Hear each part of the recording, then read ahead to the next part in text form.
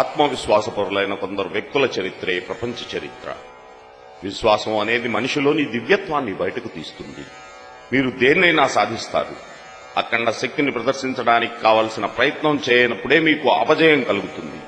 ఒక వ్యక్తి గాని జాతి గాని తనలో తనకు విశ్వాసాన్ని ఎప్పుడు కోల్పోతుందో అప్పుడే ఆ వ్యక్తి జాతి మరణించినట్లు లెక్క. మనలో మనకు విశ్వాసం, భగవంతుడిలో విశ్వాసం, ఇవే గొప్పదనానికి మూల కారణాలు. మన 3 కోట్ల దేవతలలోనూ మనకు విశ్వాసం ఉన్నా, అడపాదడపా విదేశీయులు మన మధ్య చొప్పిస్తూ వస్తున్న దేవతలందరిలోనూ మనకు విశ్వాసం ఉన్నా, మనపై మనకు విశ్వాసం లేకపోతే మనకు నిష్కృతి ఉండదు. ఆత్మకు సాధ్యం కానిది ఏదీ లేదు. పాపం అనేది ఏదైనా ఉంటే అది మనం దుర్బలమని లేదా ఇతరులు దుర్బలని అనడమే. ఇంతకు మించి పాపం మరొకటి లేదు. మీరే విధంగా కాదలుచుకుంటారో అదే ప్రకారం అవుతారు. మిమ్మల్ని మీరు బలహీనులుగా భావించుకుంటే మీరు బలహీనులే అవుతారు. బలవంతులుగా భావించుకుంటే బలవంతులే అవుతారు.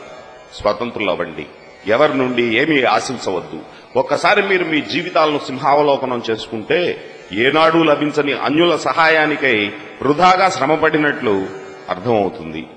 మనకు కావలసిన లభించే సహాయమంతా మనలో నుండే లభించిందనేది నిర్వివాదాంశం. నాకు చేత కాదు అని ఏనాడు అనుకోవద్దు. మనం అపార శక్తివంతులం.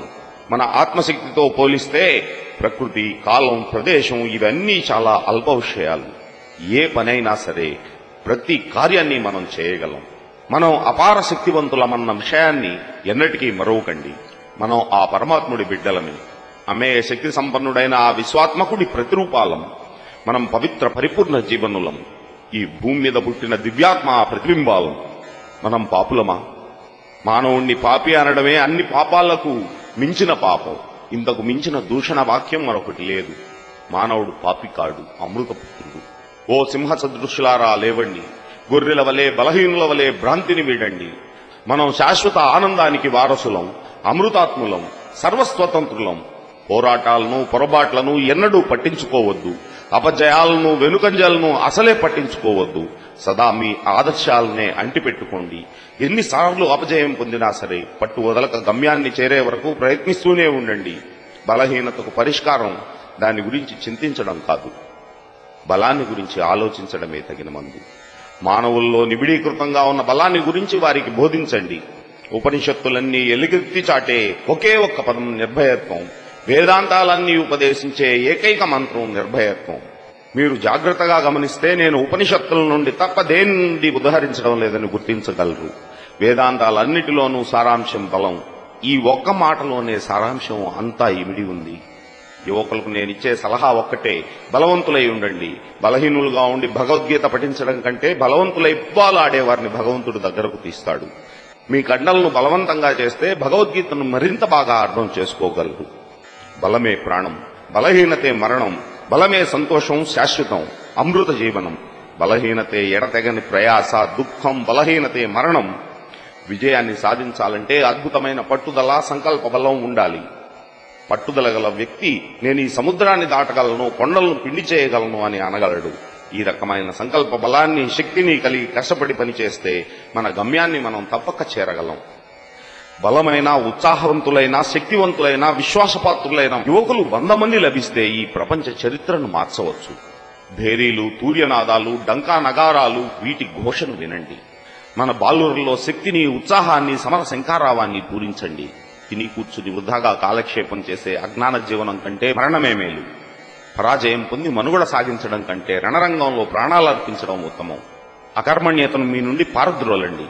రండి, వీరోచిత కార్యాన్ని ఏదైనా చేద్దాం.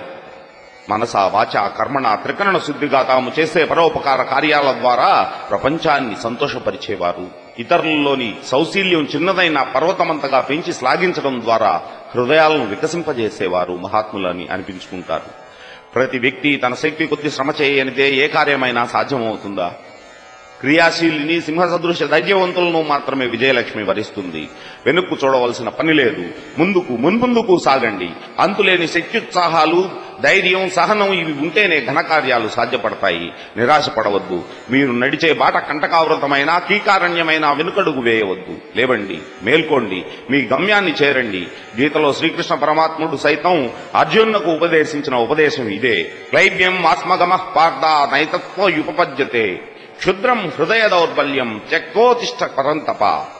రోగాలు, చావులు, దురదృష్టం, దైన్యం ఇవేవీ మనకు లేవు. మనం విలపించవలసిన పనే లేదు. నీవు శాశ్వతుడు అని గుర్తించు. జనులు నిన్ను ఏమైనా అనని నీవు నీ గమ్యాన్ని అంటిపెట్టుకో. అలాగైతే నే కావలసిందంతా నీకు దక్కుతుంది. వీరిని వారిని నమ్మడం కంటే మిమ్మల్ని మీరు నమ్మడం అనేది చాలా ముఖ్యం. ఆత్మవిశ్వాసం పెంపొందించుకోవడం అనేది సరైన పద్ధతి. శక్తి అంతా మనలోనే ఉంది. అది తెలుసుకుని మనలోని శక్తిని బహిర్గతం చేయగలిగితే మనం తలచిన ఏ కార్యాన్నైనా సాధించగలం. సంపూర్ణ ఆత్మవిశ్వాసం, బలం కలిగి ఉంటేనే కాలకోట విషాన్నైనా అమృతంలో త్రాగవచ్చు. మిమ్మల్ని పిచ్చికుక్క తరుముతుంటే మీరు పరుగులెత్తుతూ ఉంటారు. మీరు ఎంత దూరం పరుగులెత్తినా అది మిమ్మల్ని తరిమి కొడుతూనే ఉంటుంది. నిలబడి ఒక్కసారి తిరగబడండి, అది తోక ముడిచి పరిగెడుతుంది. ఎలాంటి భయంకర పరిస్థితినైనా సరే ఎదిరించి ధైర్యంగా నిలబడగలిగితే ఏ పరిస్థితి నిన్ను ఏమీ చేయలేదు. లేచి నిలబడి ధైర్యంగా పోరాడండి. ఒక్క అడుగు కూడా వెనక్కు వేయవద్దు. గ్రహతారులు గతులు తప్పని ప్రపంచమంతా ఎదురు తిరగని మన గమ్యం నుండి వెనుకంజ వేయవద్దు. మరణం అంటే కేవలం దుస్తులను మార్చుకోవడమే. అటువంటి దాని గురించి ఆలోచన ఎందుకు? పిరికి వాళ్లై మనం సాధించేదేమీ లేదు. వెనుకడుగు వేసినందువల్ల వచ్చే ఆపద రాకమానదు. ప్రపంచంలోని దేవతలందరినీ ప్రార్థించినా నీ దుఃఖం తీరదు. నీకై నువ్వు పోరాడు, విజయం సాధించు. అప్పుడు ప్రతి దేవుడు నీకు అండగా నిలబడి ఆశీర్వాదాలందిస్తాడు. దానివల్ల ప్రయోజనమేమిటి? అనంతమైన ఆత్మస్వరూపుడవు నీవు. బానిస బ్రతుకు బ్రతకవలసిన పని లేదు. మేలుకో, లేచి ధైర్యంగా నిలబడి పోరాడు.